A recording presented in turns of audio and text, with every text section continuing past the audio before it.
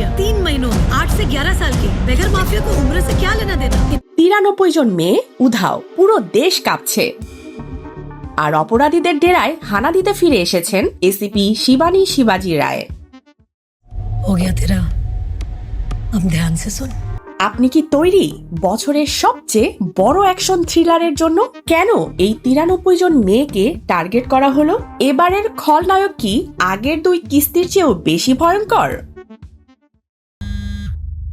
हर signal से जो cut मेरे पास आता है ना। 2014 সালে মারদানি 1-এ শিবানী লড়েছিলেন চাইল্ড ট্রাফিকিং মাফিয়ার বিরুদ্ধে। तू कहाँ से बात कर रही है? पर 30 दिन में पकड़ूंगी तुझे, याद रखना।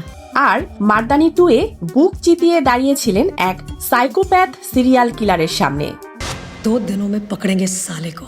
সেই ধারাবাহিকতায় এবারের লড়াই আরো অন্ধকার এবং নিষ্ঠুর। अम्मा दिखाएगी समंदर। দেশের বিভিন্ন প্রান্ত থেকে রহস্যজনকভাবে নিখোঁজ হওয়া 93 জন নাবালিকা মেয়েকে উদ্ধার করতে সময়ের বিরুদ্ধে যুদ্ধে নেমেছেন শিবানী। सारे एग्जिट्स पे नाकाबंदी करो। अब अम्मा दिल्ली में नहीं रुकेगी। हर गली हर नुक्कड़ में रेड मारो।